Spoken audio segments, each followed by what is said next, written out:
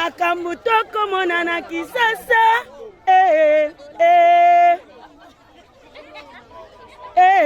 eh ah mama photo sur Rolande mitema maboko te ba congolais pe ba africain nyonso tout obeba ye mongo nani mokonza mboka ifatala makambo oyo.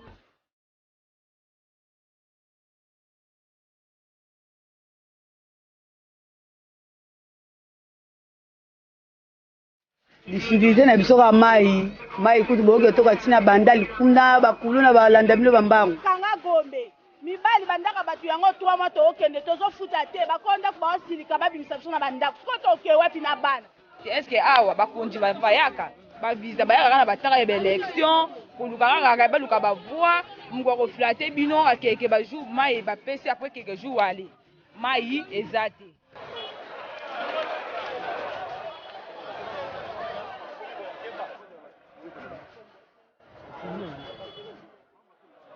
Bon malade ala pala ngalo mona ezate malade ala ezala ba ngomo bakonzi.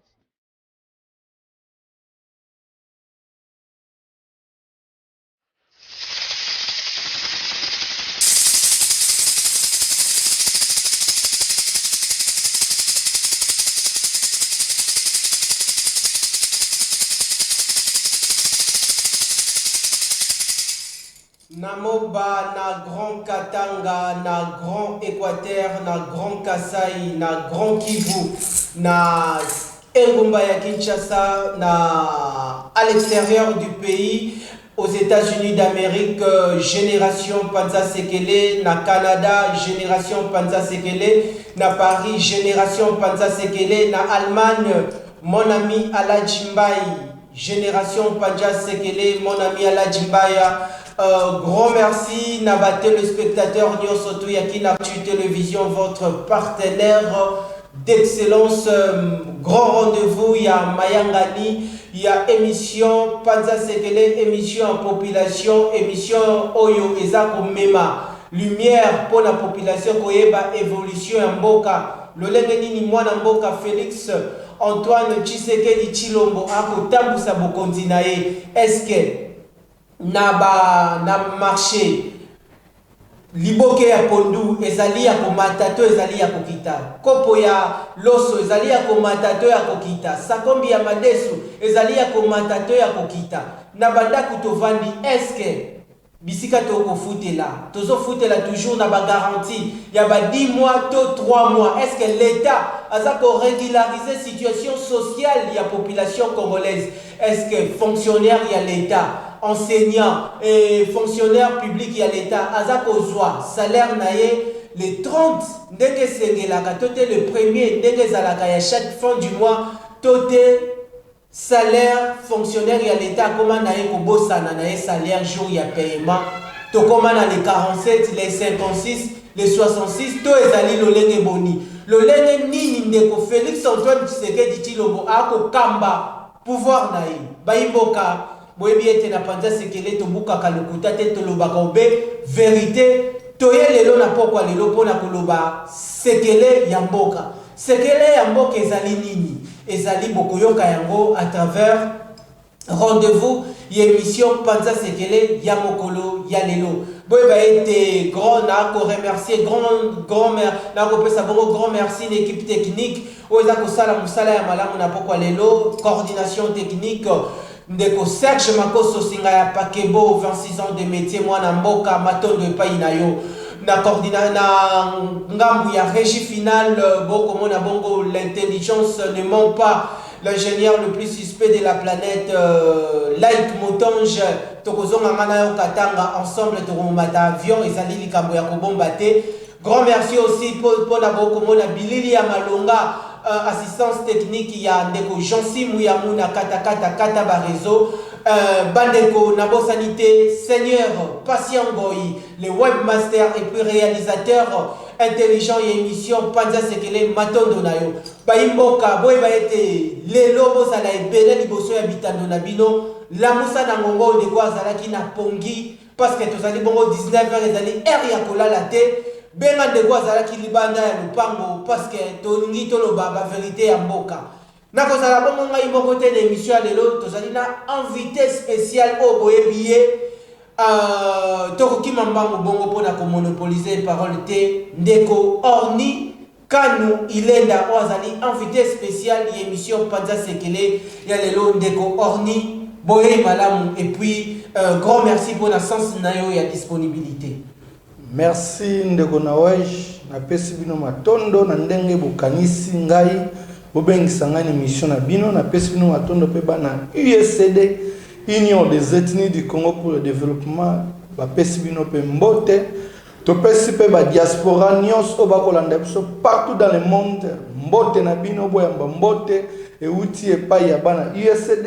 lelo nga bakoma bakomi ko ezali kombo ezaki déjà moi na cesse mais jusqu'au vraiment valeur bako benganga Ilenda Kanu Orny Baxelanga prophète politique du moment. Pourquoi parce que prophète politique du moment. Oui, pourquoi on prophétisait déjà nini pona pona pouvoir ya de Félix Antoine Makambu tuna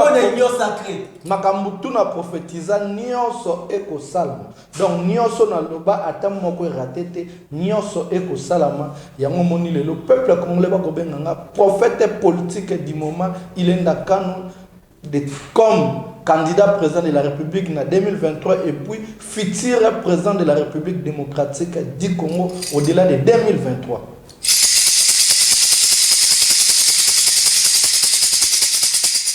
Merci Nabino Baimboka Natondi Bino Botondi parce que environ dans ensemble RDC environ 350 000 personnes bazali bongo répondu liboso ya bitando baza branché pour na kolanda émission Panza Sekele boye ba été beaucoup la biso na Mombasa na Grand Katanga Grand Kivu partout à l'extérieur du pays la grande famille Kinactu Télévision et puis Panza Sekele na Paris Belgique Canada partout dans le quatre coins du monde. Merci Nabino Bokola Nabiso na internet bisika biso tout bozali na bakongomani nyonso tout bokola Nabiso na monga oyo ndeko tolingi sembola sekele ya mboka eza lolenge boni yango tobengiseli bino ndeko Orny Ilenda Kanu ona ko rappeler azali président ya lingomba politique Union des ethnies du Congo pour le développement UED en sigle USCD en sigle yede mutu akomemela bino ba vérité ya mboka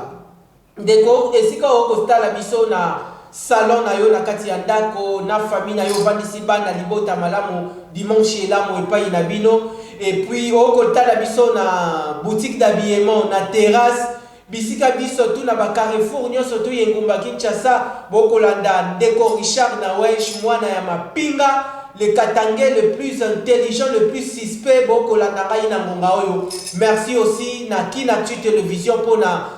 direction à programme madame Deborah Kabinyanga okosala musala ya malamu et puis longonia na ba journaliste nyonso tout ya Kinactu Télévision et puis na ba stagiaire nyonso tout ya Kinactu Télévision ndeko la musa ndeko azalaki na pongi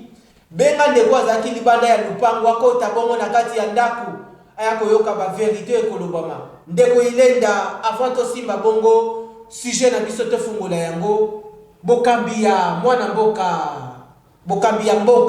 mboka Félix Antoine Tshisekedi Tshilombo à la tête du pouvoir na RDC. Est-ce que ezali malamu Congolais akolia malamu ako bénéficier la salaire ya malamu transport eza ya malamu vie sociale eza ya malamu liboke ya pondu na marché eza ya malamu dollar to ko changer yango na to ya malamu ndeko Nawej merci pour na motuna otuni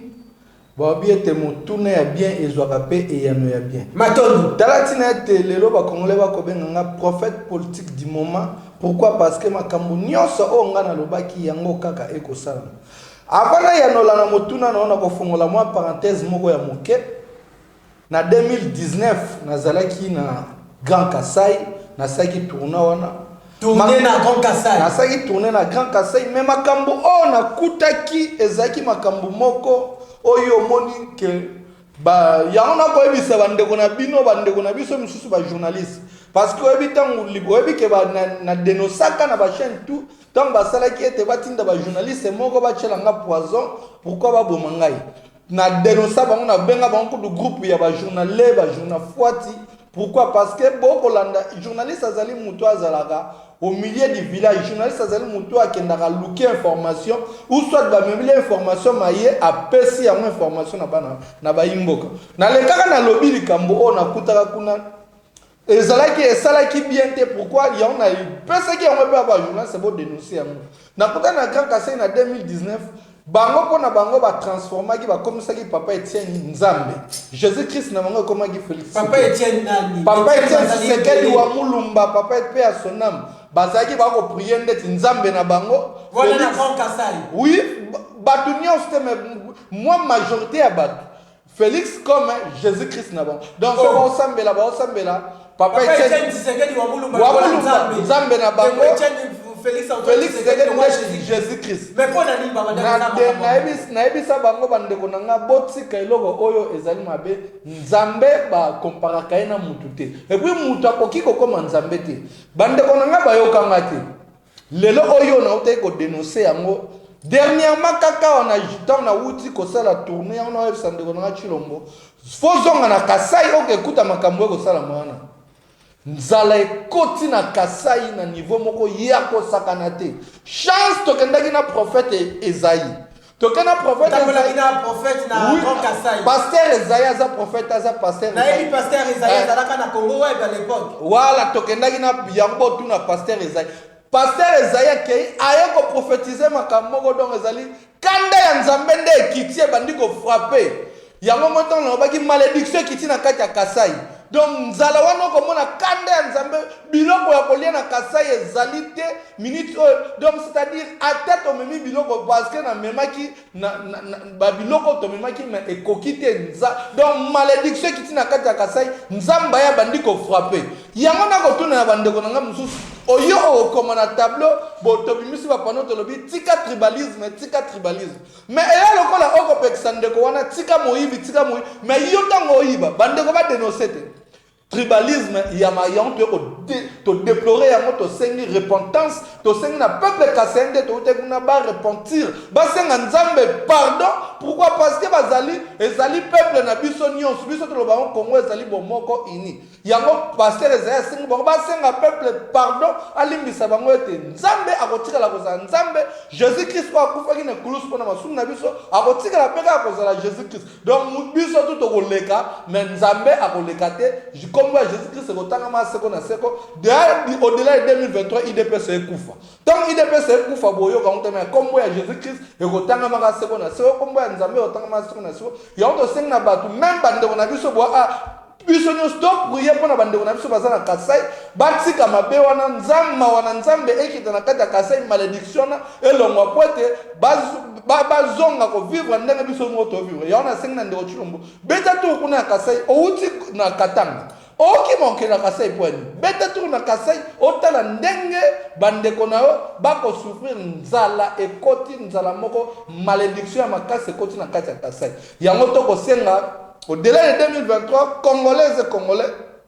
mpona na pesa motuna na otuni ngai ndeko na biso Chilombo de po akoti na ba imboka yango nde ba kozela comme ndeko na biso na question moko wana parce que lobi makambo motuya na kati wana ndeko na biso Chilombo de po akoti na depuis akoti na bokonzi ngai yeyo yango mon peuple ko ba ko benga nga prophète politique pourquoi ngai yo na lekaka na lobi ete ndeko Chilombo kozala plus pire que Kabila. Pourquoi? Parce que tant qu'il y a Kinga Kati Kabila, il y a nommé au président. Il y a Benga Kabila, Nzambe na ye. Le nom Obinu Boko Benga Chilombo, Yesu na binu. Au moins malédiction place mais place to beke à cause de la plus pire que Kabila. Le nom Oyo, lipa, il y a pas lipa il y a 200 francs au Kabila, tika na 200 francs le lot commis na 400 francs. Le lot Kabila tika qui dollar na 16 000 francs. Le lot dollar est commis au-delà de 20 000 francs. Lelo Kabila tika ki carton ya piodi ya makayebu wana ezalaki na 70 000 francs lelo carton ya piodi comme na 140 000 francs congolais. Lelo Kabila tito na makambo enseignement Kabila tika ki motivation ba ko futa ba enseignant $100 to na ba enseignant de to so ndeti ko to exemple ya collège Boboto enseignant ba zaki futa $800 motivation comme motivation mbongo alete ezali kosala 100 dollars et c'est l'enseignant wana aofutela ndako ya 250 dollars mbongo epermettre epe afuta batransport na ye aller retour aza na énergie ape adispense matière na ndenge na motema ya kitoko na motema moko mais lelo oyo enseignant wana na collège boboto akofutama 150 dollars parce que 350 000 francs congolais, c'est 150 dollars. Comme même la corruption, enseignant comme qui m'a derrière élève, pour la cause moi kanyaka, l'élève pas point. Yango ce qu'on a hotel ils sont magamdenge to ya malédiction ndenge ko mema. Si kon ndego chilombaye akutaki corona te. Pas biso to bango na Congo corona ekota de lelo corona comme corona chilombo. Ah, ne moi na Congo. Na ko ke na tel ça. Na ko ke corona za monde entier ndego chilombo. Na lobi corona o ya Congo zali corona chilombo. Corona chilombo pona nini? Ibomo ya corona sa te kita partout yoka ba oyi biso ke corona chilombo. Donc yango na biso na ko tel ça te o ndego chilombo ya ko bagisa.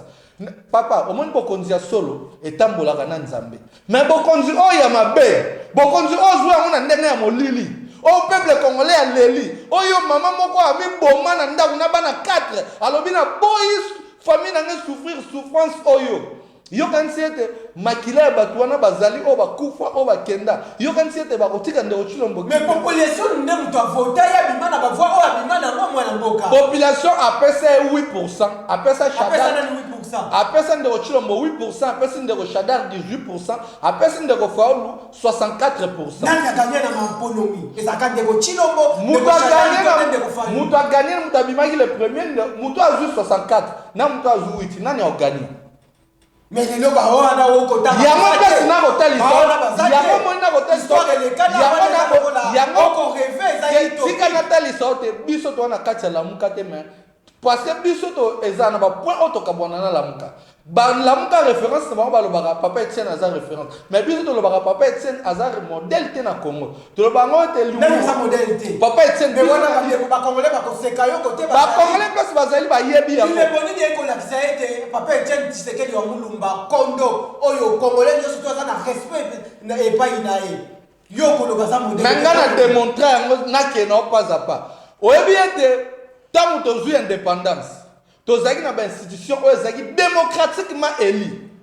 Papa Etienne Nande Mobutu ba ko déboulonner système wana o ezalaki démocratiquement élu, ba ko instaurer système dictatorial.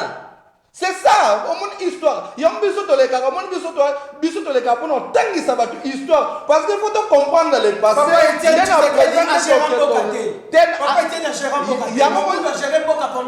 Nathalie sur que différence aux Arabes sur Papa Etienne a démissionné. Toye na 2006 Papa Etienne a boya ba congolais ba zo carte d'électeur na le cas na télémélé na tinde ba congolais ba zo carte d'électeur pour to kento voter non. To le ki na 2011 Papa Etienne a lobby ba pesi mbongo lia. Exemple na télémélé na bi eza corruption. Ceux qui déjà ont vu 10 fois na corrompre. Donc c'est-à-dire a vu 10 fois na pesi directement corrompre déjà. Na abeli asombi déjà moral non. Tant que ndo vandi obi ndeko no j'appelle ngelo voter. Mais ndeko Serge Makoso appelle ça 10 francs. Na ke na voter donc na ke voter siko pona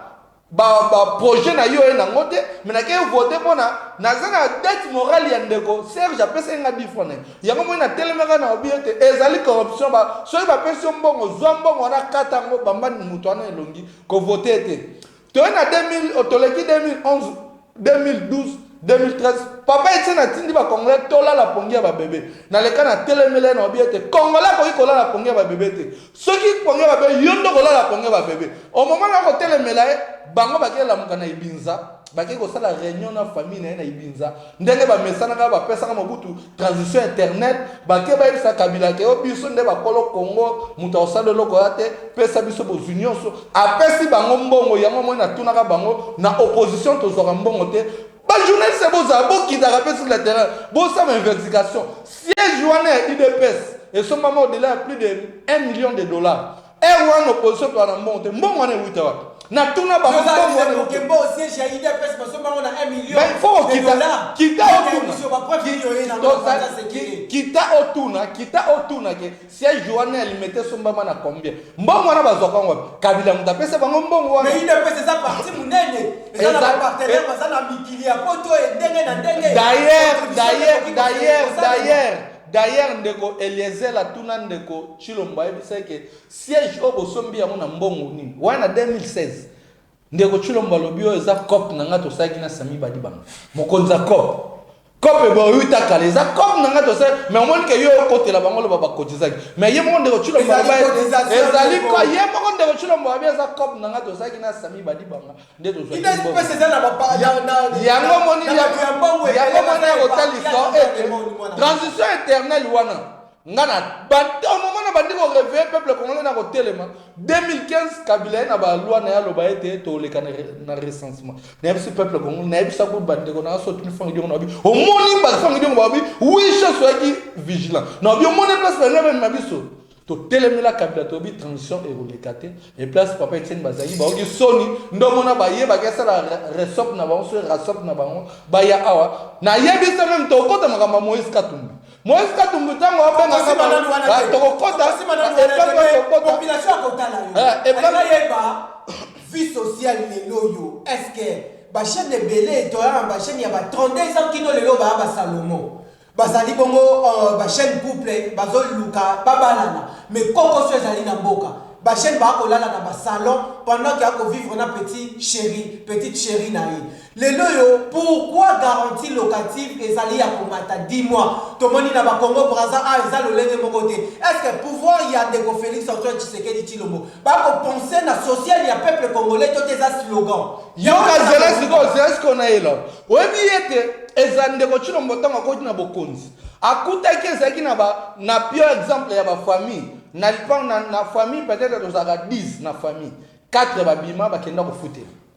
mibale bandeko na biso pasi musu babima bakenda ko futela donc 6 bakenda 4 nde batika na salon au combat Salomon mais ndeko Tshilomba ye akangi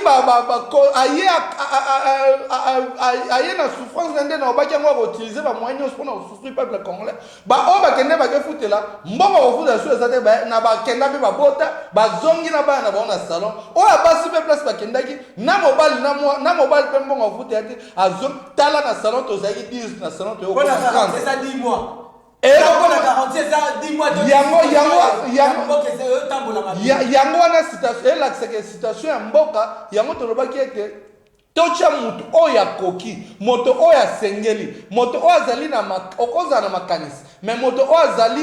zali na buani wana na lolengi wana yeba ete tango na kuzoko ya na bokonzi na kobanda awa na kokota awa na osala bu toti ya mutu te na zaki koloba moment fois toti ya mutu te likoloka kwa za mpoka ka to yebi ende to zo toti ya wana ndeko na ngana tuna na ba Congolais pona ko kaitsa suki pona nino pesa mutu na epa ya mutu oyo o pesa mo pa coiffeur ya kitoko oyo bete ndeko akata ya kitoko ngana uti ko cha ba karona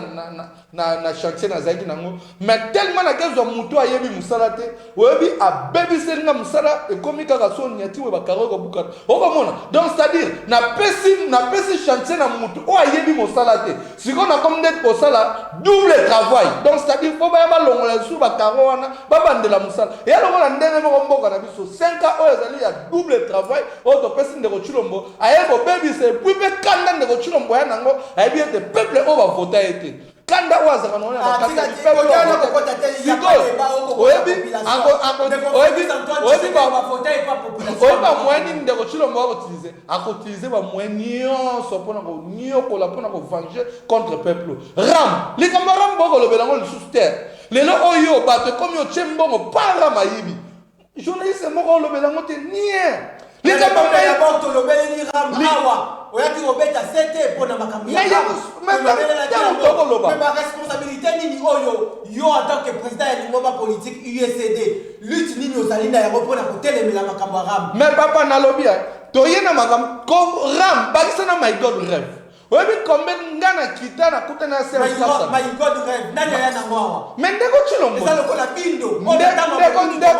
na kutana na ndeko Serge Kassav na kita wana na limité na lobi likambo oyo ya my god oyo ezali nini babisinga yo landaki te ndeko Chilombo babaki akokomisa ba congolais ba millionnaire yo landaka ngo te akokomisa ba congolais ba millionnaire na nini ona eloko oyo ozoche $100 soki ezofuta so combien batu bache ba $100,000 batu bache ba ndeko Chilombo ba mela batu mbongo na tu pa melelo oyo ba oliva papa est-ce que IGF pas ko kiko enquêter makambo wana ya yango moni na bomaki IGF yango moni na bomaki IGF mais na bomaki de IGF na lobaki IGF na lobaki yango IGF ko kana ka lisute na tala ne biso ISD eza Union des Ethnies du Congo pour le développement ndeko nanga toke na 2006 tant mapona mesila esalami yango na ko ebisa ndeko Chilombo na ko ebisa na batutu wana biso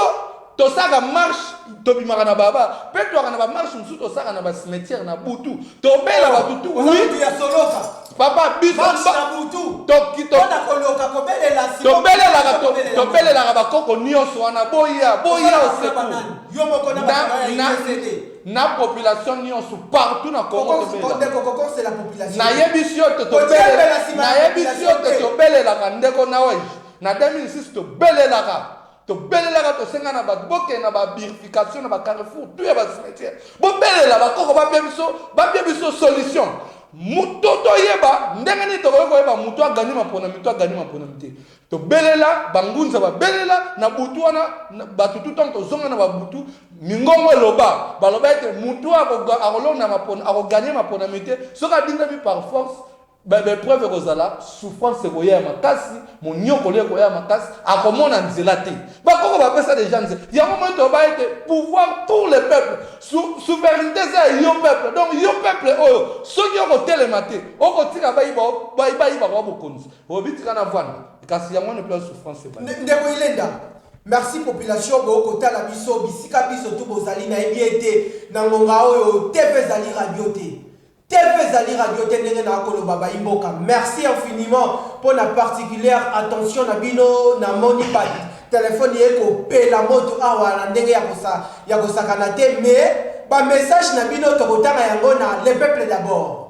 Ba message na bino ba Imboka lelo to kutana na panza sekele zali dimanche pe rediffusion zali bongo lundi mais ba message na bino to kotanga yango mardi, jeudi, samedi na le peuple d'abord. Ndeko Ilenda obeta kitolo awa parce que yo mesana kako diembela na sima ya bakombo ya batu odiembela ki Mike Mukebai boy lelo makambo Mike Mukebai ako bundela ye wana siasala ki pétition question orale débat pona ko bengisa ndeko Gentini Ngobila pona gestion ye ngumba ya Kinshasa mais to vanda nanu na dossier oyo ko telemela UDPS est-ce que makambo ya koloba na TV zaka théâtre rigolo feuilleton to ezalaka nini to ezalaka ndoto ya baba ezalaka utopique makambo to loba est-ce batu bakolongwa UDPS pona okota parti na yo koya koluka nini na Union des Ethnies parce que toyebi ete UDPS déjà parti au pouvoir mais na ebiso que au-delà de 2023 UDPS ebunga UDPS ekoyokana na siège wana na sinabite soko ekoma restaurant munene to ekoma soba chango hotel to ba chango nini IDPS ezolimwa déjà oyo okoma ndako kofuta ndako bato bakokata bachambre bato bafutelaka toyebi te IDPS déjà 2023 ekoyokanaka lisusu te IDPS oyebi ndeko otangi kombo ya ndeko Mike Mukebai nakutana na Peter Kazadi tosola na ye baexplikanga lelo na lobelo ete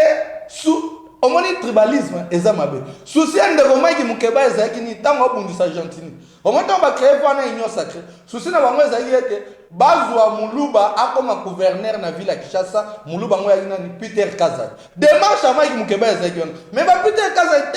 Kazadi aza mutu moko aza mayele atalia nzela oyo tokende esimba te pourquoi tobenda nzoto mais Mike Mukebai natalisa bino yete natalisa ndeko na nani Gabriel Moke aloba ete Mike Mukebai akotika biso lobi yango soni ya kana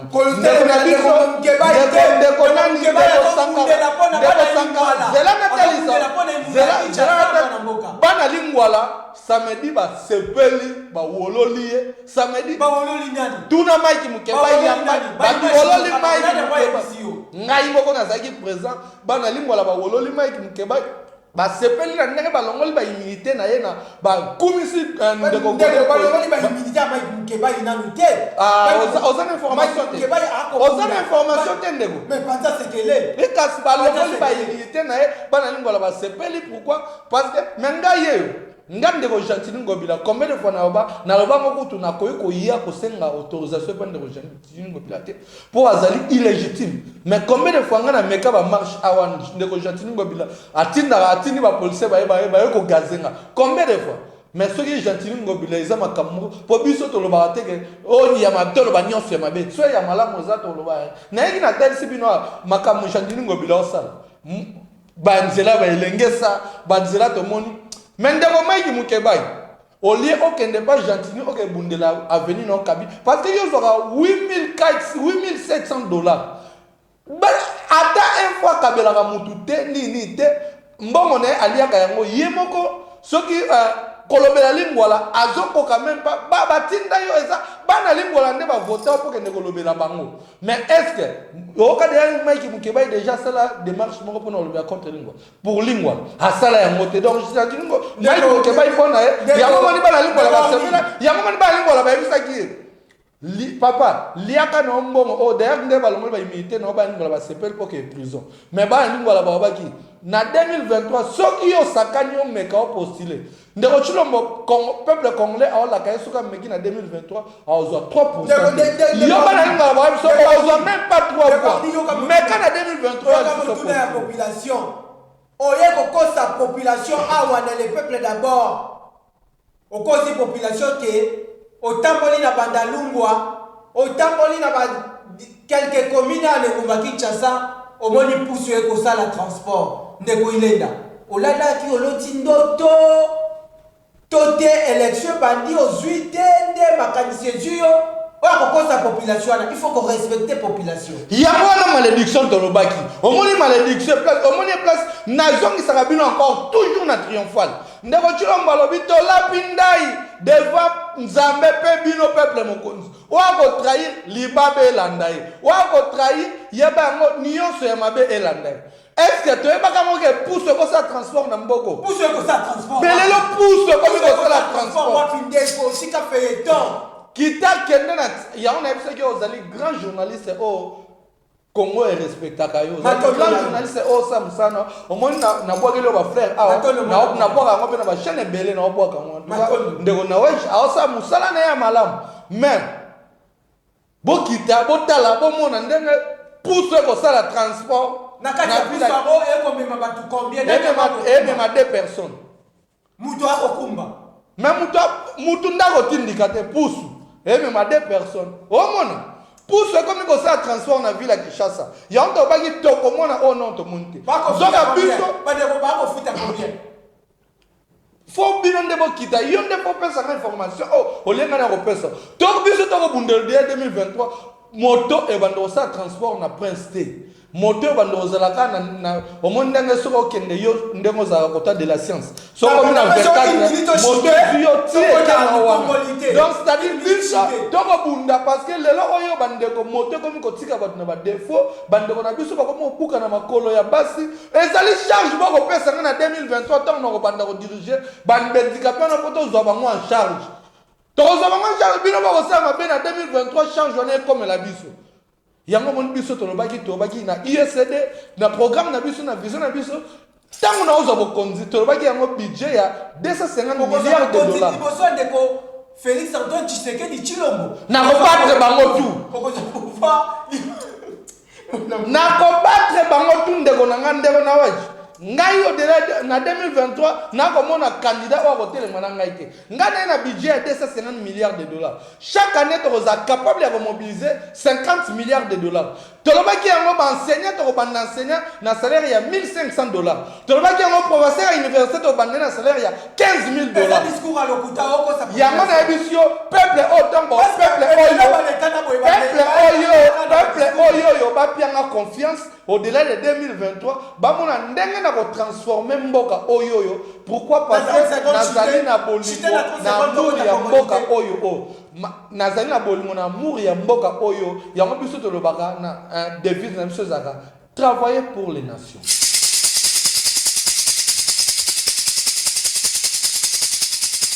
Bandeko balandi mwana ya mapinga ya bino yeyo ako atie panza sekele pona esunga bino population boye babongo ba vérité nini ya mboka lolenge nini ndeko Félix Antoine Tshisekedi Tshilombo ako kamba pouvoir na ye est-ce que azako faire souffrir population tote azali na souci ya population est-ce que population akolala malamu population akolia malamu salaire ya fonctionnaire ezali na ndenge longo bani est-ce que étudiant akotanga na ba condition malamu lelo yo RDC to komi okoma lokola pays ya soni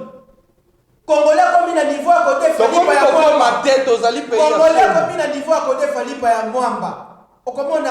responsable père de 3 enfants père de famille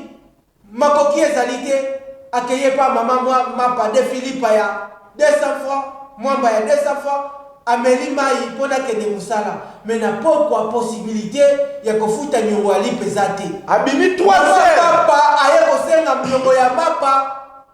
parents responsables zo yebisa mwana yebisa mama na zate yebisa ye na zate pona possibilité condition mboka ezate mais Congo mboka toni minéraux na est du pays mboka toni minéraux volonté nini ba autorité ya mboka bazali na yango pona ko transformer minéraux ya mboka longoni ana uti kolanda na RTNC lelo merci na sœur na ngai Virginie Lofembe nalandi dominicalement votre lelo tranche d'animation na RTNC nalandaki ndeko moko ya mwasi akoloba ete Congo esali appareil téléphonique ezali Android ezo filmer tina mai bandeko message na ngai na kolekisa yango na bande na société wana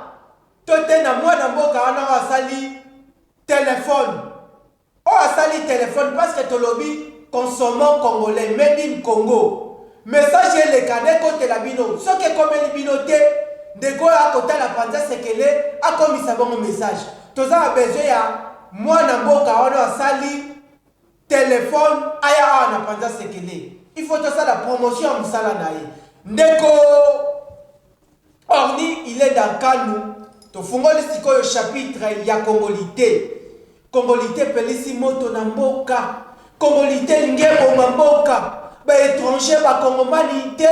bazali kotelemela Congolité ndeko Noël Chani ozalaka candidat malheureux na élection elekanaka ozwaka te ozokamba mboka te pourquoi kozwa décision oyo tote makanisi oyo ya Congolité motivation nini yozwi ezali malamu to ezali mabe pourquoi ko diviser classe politique congolaise oyo au moment où toko lukandeko Félix Antoine Tshisekedi Tshilombo asala ba congolais musala ya malamu ndeko malobe pa inayo ba motivation nini yo koki koloba pona Congolité est-ce que Congo question ya Congolité ezali malamu to ezali mabe kokabola mboka en tout cas ndeko na wesh eloko moko bosanaki tangu papa wana yebisi mwana yebisa mama wana ya mapa ena zate oyebi mwana eloko nini ya kosala aya yebisa mama mapa ete papa lobi na yebisa yo azate amwana keteka lisu papa na papa lobi na yebisa papa lobi na yebiso azate mama bandiko donc mona place ndeko Tshilombo memi Congo ekayaki koswana na kati ya memi Congo na koswana donc apanzi Congo koswana koti partout ndeko Tshilombo ayako tshako swana partout place na babaki yote ndeko Tshilombo kozala plus pire que Kabila akomeka ba façon nyonso aye lisusu siko na likambo ya Kongolité likambo ya Kongolité ona ngana omona ndeko Noël Chani te pour ça to penser kaka ndeko Noël Chani to ngoni ba monde ko chulomba bimi wana abandi ko seka biso ndeko lenda yoka ezali na bacongolais ebele na ngonga oyo bayebi te congolité bandeko bakota biso na kisenso kimba nzeke bumbu makala selemba oyo baza na besoin bayeba congolité pesa bafondement ya congolité ezali malamu to ezali mabe yango place nakoya omoni biso na kati ya USDT eza parti ya bato ya mayele ezali parti ya bato bazali na bwanya bazali na sagesse biso toya na baproposition de loi ebele oyo toya nango biso toloba ete moto pas postulé à comme président de la République faut azala un licencié. Au moins le blog biso toloba. Biso vous avez licencié simple il faut la nationalité congolaise. Na koya. Étranger ko di okamba mboka te. Na koya. Biso na kati ya ISD, biso na kati ya ISD toya na makambo oyo tolobaka ya décolonisation mentale. Biso donc biso ISD zali machine moko ya oyo ya bato ba raisonnaka ba raisonner ndenge ni toko développer Congo ya lobby biso eza bato lokola ba Noël Chani te Noël Chani eloko ndeko yango na osenga na ndeko nanga Chilombo na ebisaka Moïse Katumbi na ebisaka ye na lekaka na chaîne ya ndeko nanga Jean-Pierre Bemba na ebisi bango na mettre bango en garde na ba je cite Moïse Katumbi Jean-Pierre Bemba Martin Fayulu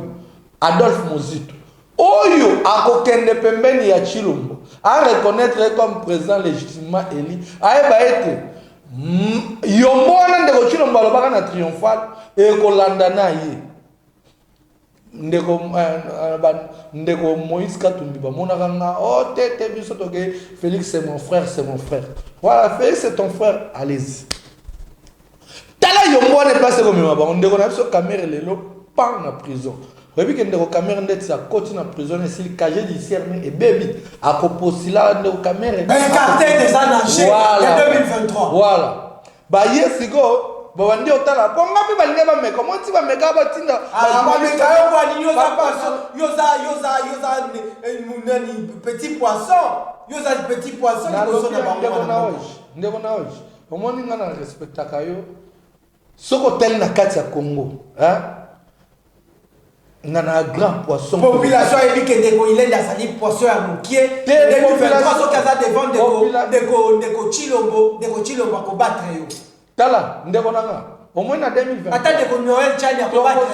ndeko Noël Chani na élection 2018 azwa 0,00%. Donc on comprend mutu moko a voté yena ntazwa 0,00% ndeko Noël Chani. Mais ce qu'on gagne au peuple congolais batindanga na 2011 bobi postulé to voter yo que papa Etienne peuple congolais en 2011 no ba te totika processus deuxième le cas totika pe nde place na prometaka peuple congolais a promesse ya ngai na peuple leader na peuple na ye peuple au leader wa se santakaza aimé par peuple na ezali contrat ya ngai na peuple congolais na saka bango ete biso na USD to kota kaka na 4e processus électoral 4e processus yango eza na 2023 dans la 2023 na komona mutu te parce que ndeko Chilombo 2023 expliquez nous ba komani poussana na ndeko nanga ndeko Chilombo 2023 on même pas 3%. Bangaba mekanga petit bazaki osiliser ba journaliste ba tel ba bien wazali grand baoba oyo pena soto mekina to ko limwa se ko limwa bazui makamnanga ba chonde timpanzi ba yebike te ndeko Chilombo ba ete na 2023 ngane to sana passation de pouvoir donc ngane na diriger de 2023 merci pour ça na mais sikoyo babandi koya babandi na makambo matata poni mapon makambo bukanga lonzo papa yena makambo bukanga lonzo yo moko lobeke na finir dans le passé mais oye okuti bukanga lonzo tala so mutu azana vision mutu ana social mboka omontonga na oya bukanga lonzo to ebi machine ezali ba makambo to ezali basuka na niveau bu ezo senga combien pour démarrer bukanga lonzo oyo ezo senga 20 millions de dollars. Bon, on a 20 millions pas. Parce que bah Jeep wana oh bah sombili bah député bah Jeep wana ils a 27 millions de dollars. Il y a un moment na comme là qui citoyen bosso na comme là qui na bisiete bah bah Jeep wana nyonso bah teka ya ngombo wana zo na trésor public. Député wa ko cha mutu makasa mekika contre na Jeep wana ezali cercueil, Jeep wana ezali corbière, Jeep wana nde kokoto ko mekoko ta Jeep wana yebango c'est comme kokeno na liwa yango wana na lobaki yango biso ISD eza partout to saka ba jeter ba jipi wana ezali ba cercueil ezali ba corbière ezali ba morgue donc muto so de jipi wana eba ezali morgue na ndeko boteka ba jipi wana bozo mbongo na zo na trésor public umbongo wana bo vacciner nani asa sima ya Noël chani po na congolité yango na koya na expliquer ba congolais ba comprendre bien tala nanu ba taper mabe likambo ngo yango mo na hôtel souhaité même na 2023 poussana na congolité mwana mboka luango e facilité même ba meki makamba mapo pa sena meki o résister balingi ba ndiko kimanse bat bat ko asal pa bazu lelo bazu ndeko ba livrer ndeko matata donc c'est-à-dire ba ko utiliser ba ni nyonso na ebisaka ndeko na fanda na congolité na congolité na kati ya congolité na ebisaka ndeko na Moïse Katumbi ete omoni place oké wana eko lukila ba problème bon fanda na lamuka peuple congolais na ba Damino Martin Fayulu za un commandant du peuple a rebattre la bino mutu mwa kota ezate ba obanga Martin Fayulu bon fana baluka Moïse Katumbi okite akei et place akei wana na union saleté na bango union na eloko eza sale déjà au mona makambuto ko bimwana ko zaka makambo eza très sale ba otalaka bango ndet ba yewana makambo lo wana ba lekisi est-ce que la population de l'Europe qui croit loi ya seni wana ba lekisi to limaki biso to ebisaki bango loi ya seni loko leleki ndeko Moïse Katumbi Jean-Pierre Bemba bozalaka wana na union saleté pourquoi et que permettre bino bokengela loi wana pour ça la été na 2023 ndenge 4 ba ko 8 na majorité c'est que ensemble pe ba ko tinda délégué MLC pe ko tinda délégué ozomon et là on doit expliquer des réalités ozaba oza conseil na ko pesa na bande ko ensemble na ndeko Moïse Katumbi pe na ndeko Jean-Pierre Bemba ba quitter union saleté wana te innocent bazala wana pourquoi parce que permettre bango batinda délégué et permettre MLC batinda délégué IDPS pe batinda délégué Koto AFDS pe batinda délégué mais pourquoi les Poutine Pouloulou assure na koya chitaka wana ndeko Ting Pouloulou aza congolais te aza muzombo c'est un angolais ndeko Ting Pouloulou c'est un angolais mais pourquoi il assure aza yango wana yemoko nanu tala no place babeti mabe bazu un angolais ba pesi lo wana akeno Ting Pouloulou za angolais bazu ba pesi lo ndeko Noël Chani un américain ndeko Chilombo 50 angolais 50 congolais pete makoma na belge ozomona donc c'est-à-dire pour na biso yango to sengi na bato ensemble bokozwa candidat bokoluka mutu parmi bino bokotinda comme candidat na présidence na 2023 na MLC ndeko Jean-Pierre Bemba yo bokozala no candidat te de ayo ko makambo politique otika na mais former botinda ata mama F Bazaïb na INC botinda pe mutu comme ça na IDPS ndeko na biso Chilombo kozala peut être kotinda mutu comme ça et permettre biso to ke ezakuto lengi pona biso yango biso to biango te muta to ebisi population bo bimate et sali kitoko mondenge yo tele la congolité to za pour yango te naza est-ce que comprendre ndene expliquer te c'est pas le bossa pour yango na lobi te loi wana to yebaki yango ete tozongisa bango na triomphal to yebaki yango ete yombo kolanda bango yombo nde elandi bantu wana nyonso elandi ndeko Chilombo yombo elandi Moïse Katumbi yombo elandi Jean-Pierre Bemba yombo elandi Vital Kamerhe donc bango tuana libabe nde elandi bango yango moni na 2023 Chilombo akozala te comme candidat na 2023 Vital Kamerhe akozala te comme candidat na 2023 Moïse Katumbi akozala te comme candidat na 2023 Jean-Pierre Bemba déjà vous tuyez déjà politiquement akozala na été na éviter soit tika est-ce que loi Chani ezali pona kopanza union sacrée toté pona diviser pour mieux régner est-ce que union sacrée wana nano eza na fondement nini union sacrée wana eza loko eza union sacrée eza loko la matanga mutakufi batutuna babolingana te boko ya to ekutani ensemble donc matanga esila ba panzani donc c'est-à-dire lo wana pona biso ezali lo moko ezali mabe mais eko servir biso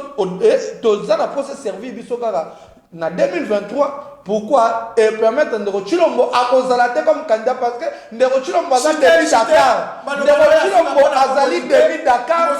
maman Marthe azali angolaise papa Etienne Tshisekedi grand-parents na bautaka Zambie bande bayaka kovanda na kabe ya kamwanga. Donc c'est-à-dire même na Chilombo ndetana makila ya Congolais ata moko ezali te. Ndeko Chani américain ting pulula amemi luana yepe angolais ndeko Chilombo ba angolais. Oyo ndeko na biso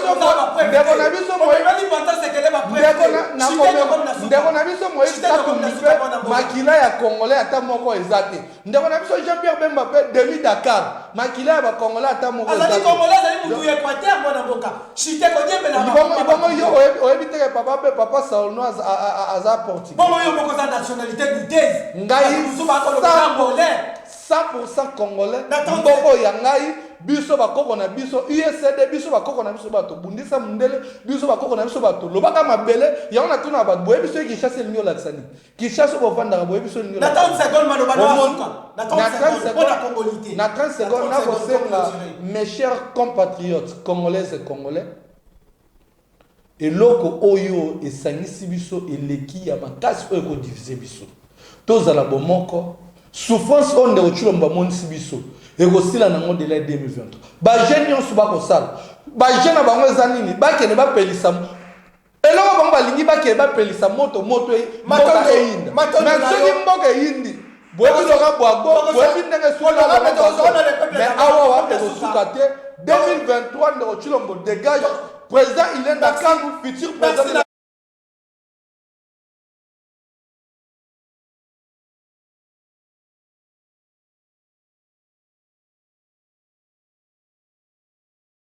démocratique du Congo. Matondo na bino ba imboka tokomi pratiquement na suka émission Panza Sekele boyebi ete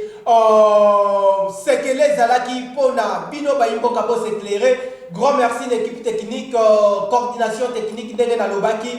26 ans de métier Singa ya Pakebo ndeko Serge Makoso na côté à réalisation Seigneur Patiengo ina bosanité na régie finale complicité technique Richard Machita les savoir-faire Jean Simouyamouna Kata Barizo Madame Deborah Kabinyanga Kabile Kerr la grande génération Panza Sekele na à l'extérieur du pays États-Unis d'Amérique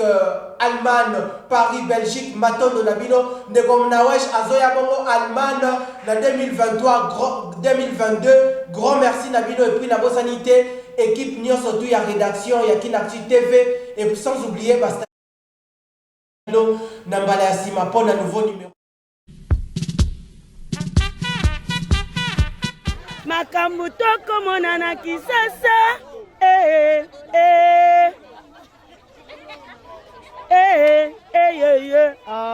mama photo sorolande mitema maboko te ba Congolais pe ba Africain nyonso tout obeba ye mongo nani mokonza mboka ifatala makambo oyo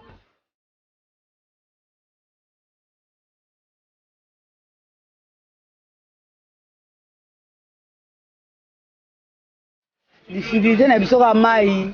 kutu boke toka tina bandali kuna bakulu na balanda bino bambango kanga gombe mibali bandaka batu yango 3 mois tookende tozofuta te bakonda baosilika babimisa biso na bandako koto oke wapi na bana est ce que awa bakonzi bayaka bavisa bayaka kaka na bataka ya baélection koluka kaka baluka bavoi mungu akoflate bino akeke bajour mai bapesi apres keke jour ale mai eza te